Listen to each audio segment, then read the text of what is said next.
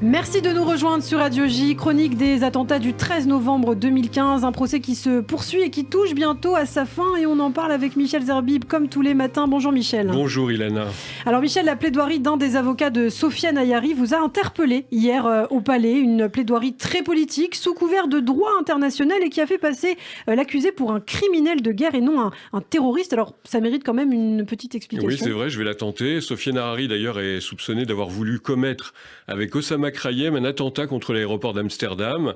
Le 13 novembre 2015, l'acquisition a requis contre lui la prison à perpétuité assortie d'une peine de sûreté de 30 ans. Il a été arrêté en même temps que Salah Abdeslam. Il a déjà été condamné en Belgique à 20 ans d'emprisonnement et donc il sera jugé également pour les attentats de Bruxelles. Et Issa Gultassar, c'est donc le deuxième avocat à se lever pour Ayari, une plaidoirie là très politique. Oui, c'est vrai, l'avocat raconte la lourdeur et la difficulté de la tâche, mais plus que tout, il y a une chose que j'appréhendais, c'était de voir les victimes et le regard qu'elles pourraient porter sur les avocats de la défense. Il le dit, l'avocat évoque ensuite l'histoire d'un enfant syrien arrêté lors des printemps arabes en 2011. Il évoque l'humiliation, les manifestations, les funérailles. Après avoir été torturé à mort, son corps a été remis à son père, a poursuivi l'avocat qui veut déjà dire d'emblée qu'en fait il s'agit de Bachar el-Assad et la Syrie qui sont à l'origine de tous ces terroristes et tous ces islamistes. Et il va ensuite parler donc enfin de Sofiane Ayari. Oui, il évoque les poursuites de Sofiane Ayari pour assassinat dans l'affaire des attentats de Bruxelles. Mais à ce moment-là, j'étais en prison, aurait dit le client à son avocat Issa Gultassar. Vous savez, tout au long de ces années, je lui ai dit, Monsieur Ayari, ne vous inquiétez pas. Vous avez quelqu'un qui a pris 20 ans de prison, dit l'avocat, qui va encore prendre une lourde peine, puis qui en octobre sera reparti pour 9 mois à Bruxelles. Je veux juste qu'on comprenne pourquoi il a décidé de ne pas parler.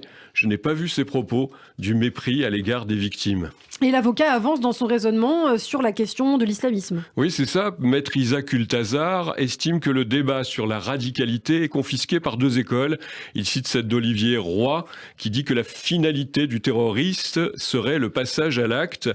L'avocat donc a évoqué la fuite de Salah Abdeslam et de Sofiane Ayari lors de leur arrestation. Si l'objectif était de terminer en martyr, vous avez une Kalachnikov, vous avez des policiers, vous faites un carnage, mais ces gens ont refusé de mourir.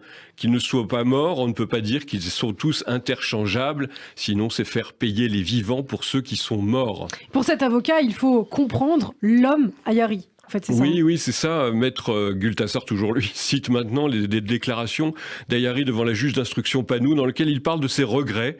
Il évoque aussi les conditions de détention de son client. Alors, Gultassar a son idée sur les raisons de sa radicalisation, par ailleurs. Oui, je regrette que ce soit uniquement les défenseurs d'une seule thèse qui soient venus témoigner à cette cour, ceux qui expliquent l'islamisme par la religion. L'avocat déplore aussi la rhétorique guerrière, écoutez bien, contre le salafisme, alors qu'au contraire, l'Arabie Saoudite bénéficie d'une impunité totale. C'est ce que dit encore l'avocat qui devient de plus en plus politique. Et puis enfin, c'est ici que l'avocat donc se lance dans une sorte de cours sur le droit international. Ah oui, un cours de faculté un peu rébarbatif. Il dit, si on examine des zones de conflit par lesquelles est passé Sofiane Ayari, il est difficile de contester que ce n'étaient pas des zones de conflit armé. Donc il considère que c'est en fait un combattant et non pas un terroriste. Et il veut en venir justement à cette phrase: si vous considérez que M. Ayari est membre de l'État islamique, ce qui est son cas, au regard des principes évoqués, les actes qui ont été commis à Paris doivent être qualifiés de crimes de guerre. Alors justement, maître Gultassar va finir, il en a sa plaidoirie en regardant Sofiane Ayari. Je voulais vous remercier de votre confiance. C'est un honneur pour moi de vous défendre. Il parle d'un combattant, non d'un terroriste. Vous avez compris, bien sûr, ce n'est pas la religion pour lui qui est à l'origine de ces attentats. C'est la guerre, conclut l'avocat.